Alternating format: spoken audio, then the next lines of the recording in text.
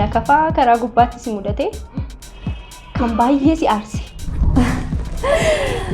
Maal callisee ma dhufee matu balbala rukutee gaafan gadi ba'u bakka surprise addaadha naaf.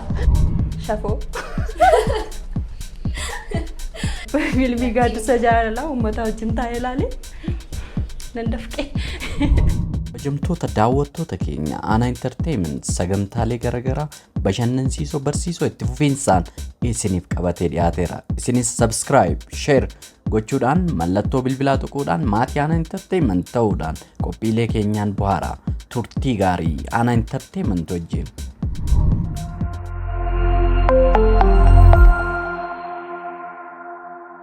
Maqaan koo Moodel Liidiyaa Gabreessuusin jedhama. Akkuma beektanii diraamaa hiree irratti Taatuu Meetii jedhamtuun na beektu. Akkasumas immoo hojiin koo moodelingiidha. Atoo Roomaan Addunyaa fiilmii Gaaddisa Jaalalaa jedhu fi diraamaa Amaasiloo irratti immoo leensaadhaan na beeku namoonni baay'ee.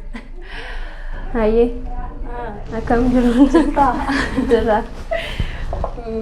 Wantatti kan akka yaallu jalqabi. Lakkatti jalqabi. Wayya? Ammanatu jalqabe waan ta'eef dabareen kan keenyaa jechuudha. Tolaan hangafarraa ta'uu dhaan ture haa ta'u. Daraa manatti hin cimsina.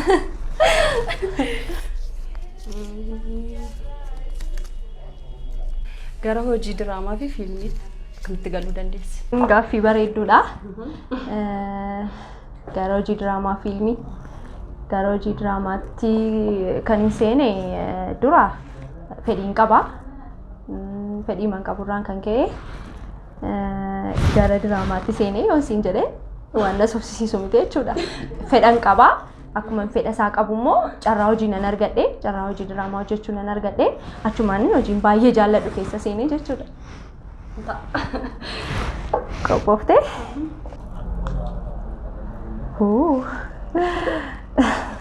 Yeroo boqonnaa keetii maaliin dabarsita? Gaaffii baay'ee salphaadha. Waan beekama. Fiilmii ilaaluu baay'een jaalladha. Fiilmii ilaala. Fiilmii akkamiin ilaalta? Fiilmii afaan jira jedha achirra of biraatti. Fiilmiin gosa qaba waan ta'eef fiilmii ergi ilaaluu jaallattee fiilmii ati baay'inaan ilaaltee jaallatte maalidha? Fiilmii afaan Oromoo keessaa hundumtuu beeka. Fiilmii baay'ee jaalladhu. Fiilmii Heelaadha.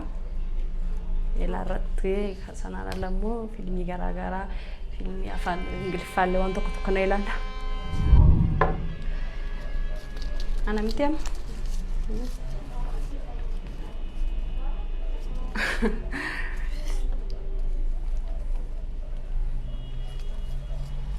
Lii jireenya kee keessatti sarpiraayizii godhamtee hin irraanfanne jira?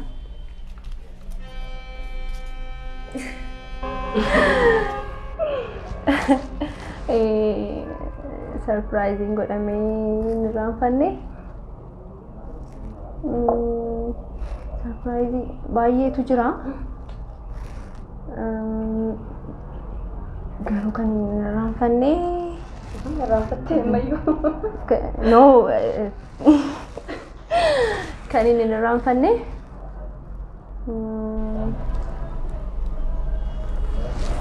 baay'een qaba.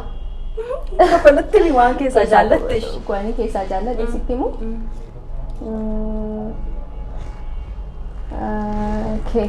Obboleessi koo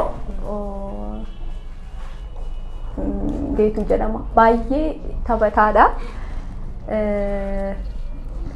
Sarpiraayizii nama kofalchiisudha baay'ee kan sitti himu jechuudha. Anaaf akka sarpiraayizii waan ta'eef dhufee na bira asin jiraadha. Bakka jireenya kootii dhufee ituun hin beekin jechuudha. Dhufee gaduma ba'ee balbala irratti argeen nan dhufa jedhee yaanne. Anaaf bakka sarpiraayizii baay'ee hin irraanfannedha jechuudha kun. Bakka liqoonis dhufee tuuti hin beekin balbala irra. Bakka sarpiraayizii kana taana. No obboleessi koo bakka fagoo narraa jiraata dhufa jedheen yaanne callisee ma dhufee matu balbala rukutee gaafan gadi ba'u bakka sarpiraayizii addaadha naaf guyyaa sanan dagadhu. Haa ta'u sarpiraayizii nama gootee beektaa? Godhee beeka.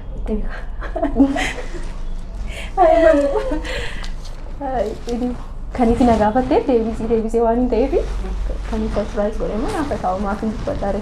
Wayyaa? Hin dandeessa. Gaaffii itti na gaafattu kana booda dura inni muudhaan sii deebisa.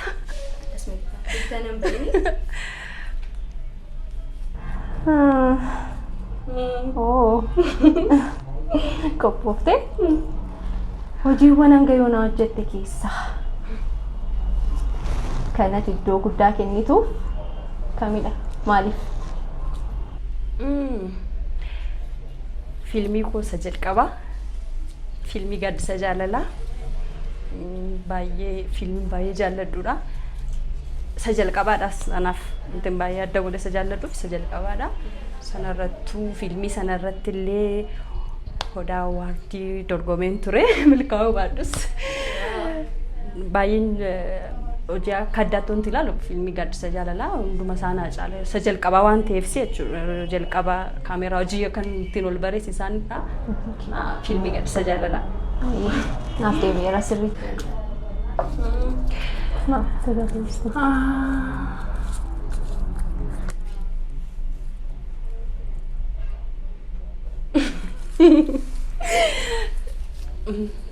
Gaaffii cimaa.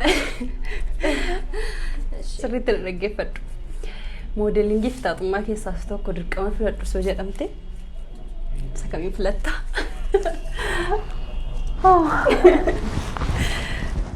Baay'ee lamaaniyyuu hojiin baay'ee jaalladhuudha. Dirqama filadhu yoo naan jette sitti meera garuu lamaan isaanii nan jaalladha. Amma sirran sii deebi'a. Erga filannoo ta'ee moodeelingii maaliif yoo naan jette ati yeroo jalqabaatiif miidiyaatti kan baate yookiin kaameeraa wajjin kan wal argite fiilmiidhaanidha. Ani immoo yeroo jalqabaatiif kan uummatatti mul'adhee bahee hojii moodeelingiidhaanidha. Baay'een jaalladha jechuudha. Maaliif achi keessatti waan baay'een horadhee aadaa koo beeksisuu irratti, afaan irratti, waan akkasii irratti baay'ee waan na gargaaree fi yoo filadhu naan jette hojii moodeelingii filadha. Dirqama erga ta'e jechuudha malee lamaan isaaniiyyuu waan jaalladhudha.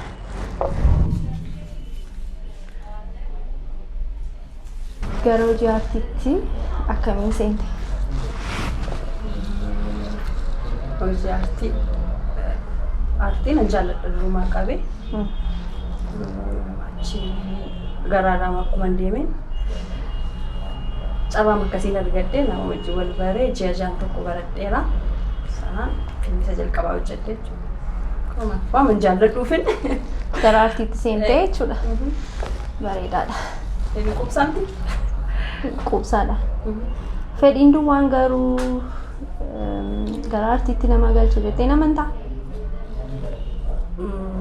Dandeettii qabaachuu qabu namni fakkeenyaaf namni fedhii qofa qabaateef miti dandeettiis qabaachuu qaba waan ta'eef ati fedhii waan qabdu qofaaf maaliifin jeejaasiin jedhamee jeejaa wanti baradheef fedhii waan hin qabuuf jeejaa baradhee sana booda fiilmii sana jalqaba. Dandeettii keedhaan immoo filatamtee gara hojiitti deebitee jechuudha. Kun yaada bareedaadha akkasitti.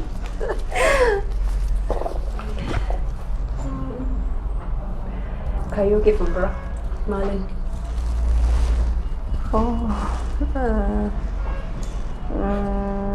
Akka nama dhuunfaattis akkuma waliigalaatti namni kaayyoo malee hin jiraatu.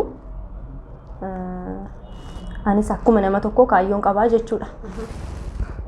Harka caalaa immoo kaayyoon qabu aartii irrattidha. Maaliif seete? Amma fakkeenyaaf moodeelingii irratti yoo fudhatte baay'inaan afaan keenyaan hin jiru. Ijoolleen baay'een ituu dandeettii qabanii afaan waan hin dandeenyee fi mana isaanii keessa kan jiran anis nama baay'een beekaa jechuudha. Anis immoo kan hojii kanatti bobba'ee baradhee waan xiqqoo afaan danda'uuf namni jiraata afaan hin dandeenye immoo barachuu hin danda'u jechuudha. Kanaafiyyuu gara fuulduraatti kaayyoon qabu ijoollee fedhii qaban ijoollee dandeettii qaban garuu afaaniin haala garaa garaatiin afaan qofatu hin taane haala garaa garaatiin daangeffaman isaaniin gargaaruuf baay'ee dhugaan siin jedha kaayyoo akkasiin qabanii aartii keenya aadaa keenya tolu mul'isuun barbaada yoo rabbi na gargaare addunyaatti beeksisuuf jechuudha. Baay'ee gaariidha baay'ee. Ayyee.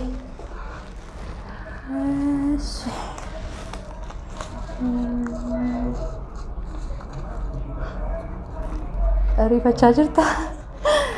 Obsii baay'ee dheeraadha. Mudannoo hojii kee keessatti si mudate gonkumaa kan hin irraanfanne.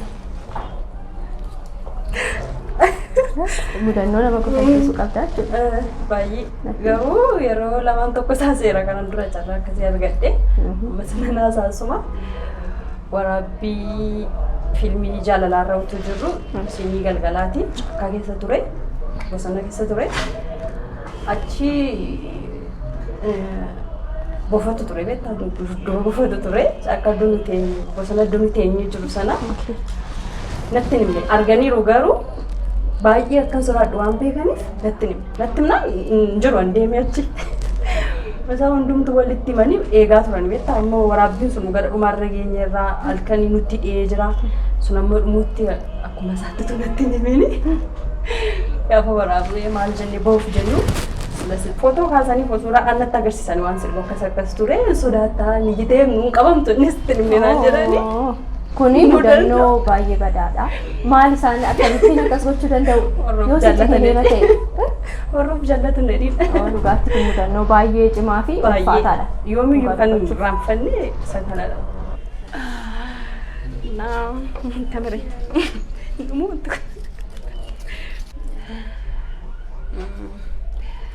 Tole liidu. Iddoon ga'uu qabu. Gahee jirattee yaadda? Gonkuma waan baay'ee nafa eeyyee kara hundumaan iyyuu waan baay'ee maaliif yaadaa madeemtaa karoorsaa madeemtaa namni immoo uumamumaan waanuma jira miti kanaaf iyyuu walumaa galatti bakka yaadee ga'eera jedhee yaadu ganaa waan baay'eetu naafa.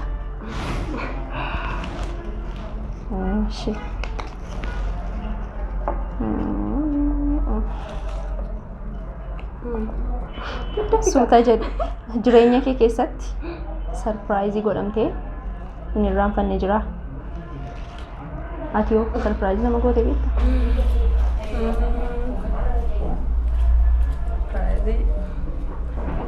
Ka guyyaa lidatiin ta'a? Lidatii koo Kamiyyuu yoo ta'e. Lidatii koo ijoollee reeyaatti tokkootiitiin. Guyyaa dhaloota kee jechuudha. Guyyaa dhaloota koo sarpiraayizii na godhanii jiru. Yeroo lamaan sadan tokkoyyuu. Na yeroo hundasayyuu gammadeen jira. Anis sanu lidatii dhumadha kan inni sarpiraayizii nama godhe mucaabiyaa kun. Bareedoodha.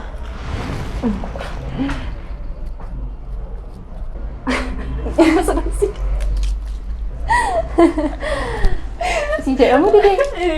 Hojii kee kana danda'u. Intalli hojii moodelingiiti. Namoota baay'ee dinqisiifattu keessaa lama biyya keessaa lama immoo biyya alaati. Eenyu fa'i? Wayyoo jettaan ba'a. Ishi. Ani kan biyya alaa irraa fadheera garuu dhugaa beekan ture. Serious.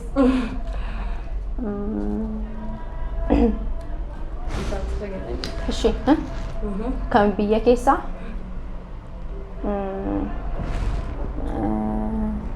kan hin ajaa'ibsiifadhu Malkaam jedhamti. TV show baay'ee qopheessiti. Ethiopian Next Top Model kan jedhu Naahu TV irratti kan qopheessitu isheedha.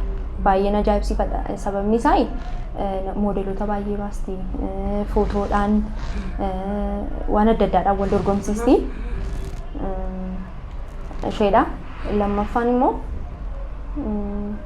model bilisummaa jedhamti dhugaa baay'een jaalladhaan bilisummaa saffaati illee beekadhe yaada dhuguma baay'een jaalladha baay'een ajaa'ibsiifadhaan kana maal sigaa nanga ure jechuun itoo waamee baay'eedha isaan namooti ajaa'ibsiifadhu baay'eedha garuu yeroo keenya irraan kan ka'e kanuma duwwaa maqaasiidha.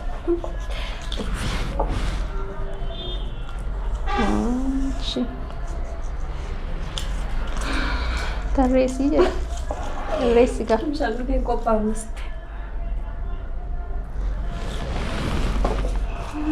Hojiiwwan kee jechuun fiilmii keessatti jechuudha. Tarreessi. Achumarraan immoo isaan keessaa taatoo taatee taphatte tokko naaf taphadhu.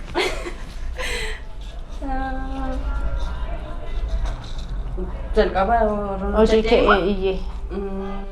Jalqabaa fiilmii Gaaddisa Jaalalaa Biiftuudha asirratti lammataa diraamaa dheeraa OBN irraan kan darbaa ture diraamaa Maasiloo Leensaa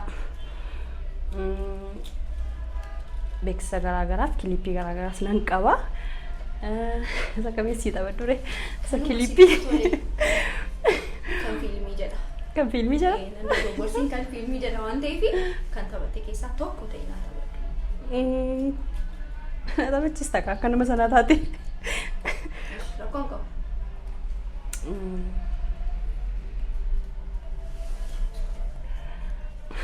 Fatti na gaafatan kun.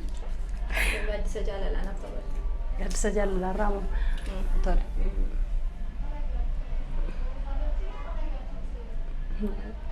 Fadhi. Kan yaadattu.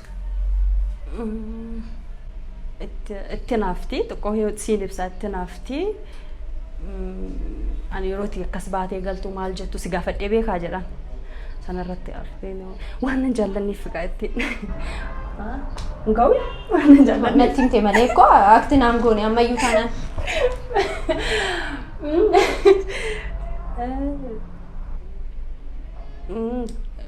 Isa diraamaa Maasiloo irraan sii fuudha. Si gaafadhee koo hin jedhe. Naatti maal qaata dhume.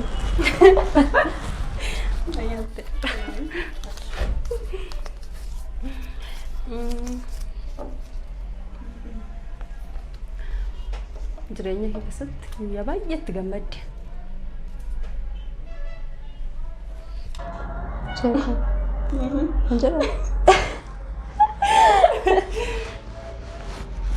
Guyyaan baay'ee itti gammade jireenya koo keessatti guyyaa hedduun gammade garuu tokko eega filadhu naan jette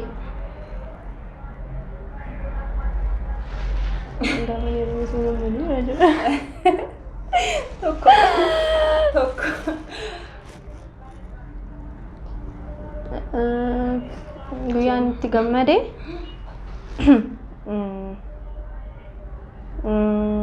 guyyaan itti mucaa argadheedha dhugaa dubbachuuf yoo ta'e ijoollummaa maanni mucaan baay'ee jaalladhuun qaba maqaan ishee Waamara jedhamti Waamara kootee naaf isheen jireenya koo keessatti kan hin baay'ee gammade gaafan ija koodhaan argedha. Hin argina. Akkasii. Kamatitti yaadaan jirtu garuu waan kan dhaban. Baay'ee si gammachiisa beektaa. Siyaasaan jiraan kun. Maal kan keedha isheenis silaafiyyuu. Ishi. Gaafa kanarra deemtu jechuudha. Qocollaa yookiin lakafaa karaa gubbaatti si mudate kan baay'ee si aarse yookiin immoo kan baay'ee si kofalchiise natti.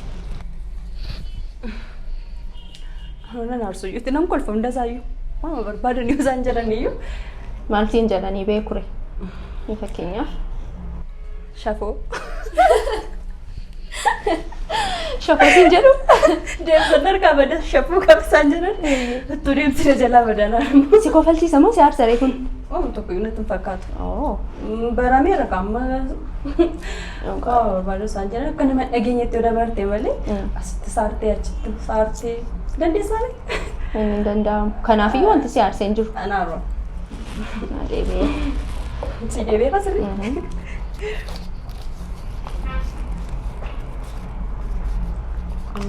Waliin kun deebi'aa mirti. Shaatee deemtu. hojii waltajjii moodelingii kenni jalqabaa eessatti ture maaltu sitti dhaga'ame? Isa jalqabaa. Hojii moodelingii kan jalqabaa jechuun ani nan baradhee magaafan eebbifamedha kanaaf waltajjiin jalqabaa. Moo kan inni showuu irratti agarsiisedha ree? Keessa jalqabaa kan showuu irratti agarsiisedha malee. Waltajjii kun ni jalqabaa loona baay'eedha. Eebba magaalaa Adaamaa keessatti eebba diizaayinerootaa ture. Inni gaafa sana baradhee iyyuu xumurreen ture moodelingii korsiisaa jechuudha. Reefuu naannoo ji'a 3 wayiidha kan hin baradhee jiru. Moodeloon diizaayineroonni dhufanii nu keessaa ijoollee baay'ee turre. Ijoollee baay'ee keessaa nu filatanii nu fuudhanii uffata diizaayin godhanii nuuf hojjetanii eebba isaanii irrattidha. Yeroo jalqabaatiif kan inni waltajjiin koo jalqabaa sadhaa jechuudha magaalaa Adaamaatti. Maaltu sitti dhaga'ame? Chuma.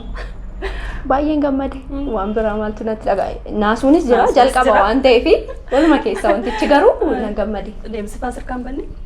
Harkaan banne. Deemsiin harkaan banne xiqqoo waraabbiin jira ture. Isumadha. Nama sodaachisa malee kaameeraa beektaa yeroo jalqabaaf waan ta'an isuma malee waan biraan jiru. Shikiftii koo. Namoota hojiiwwan garaagaraatti hirmaatan keessaa kan baay'ee dinqisiifattu eenyudha? Abaaboo. Abaaboo Warqinaa baay'een jaalladhaan. Hin dinqisiifattaani? Baay'ee. Okay, moodeliin kee isheedha jechuudha situu. Baay'eeddu.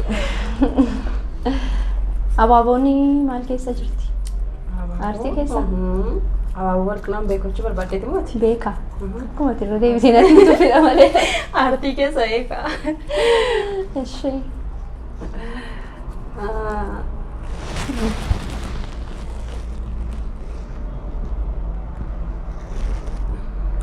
Jireenya kee keessatti osoon akkas godhee jettee wanti gaabbitu jira? Jireenya koo keessatti waan hin godhee darbe? Waan hin gaabbu? Osoon akkas godhee? Hin qabu. Osoon akkas godheera ta'ee fakkaata. Ta'ee jedhee hin qabu. Baay'een qaban sun gaafattee ta'e. Hin qayyaru? Fifixeera. Maalidha maal gootas laa? Jireenya kee keessatti guyyaa itti gammadde? Guyyaa hundumaayyuu gammadduudha garuu. Guyyaa hundumaan gammadduudha? Gammachuu addaa? Baay'ee keessaa tokkuma natti guyyaa matti gammadde warra kan irra caalaa kan itti gammadde jiraachuu mala.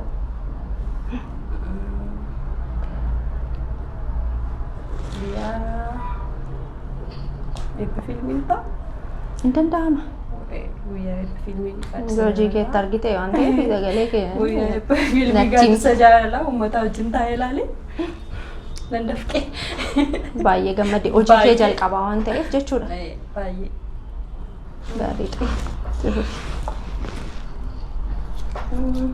Miilaaf ishee dhumaati. Qophaa'ii sirriitti.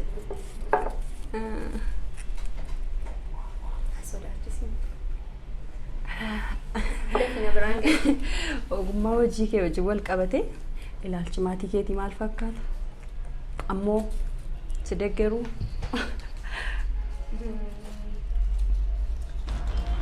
Waan ajaa'ibaati.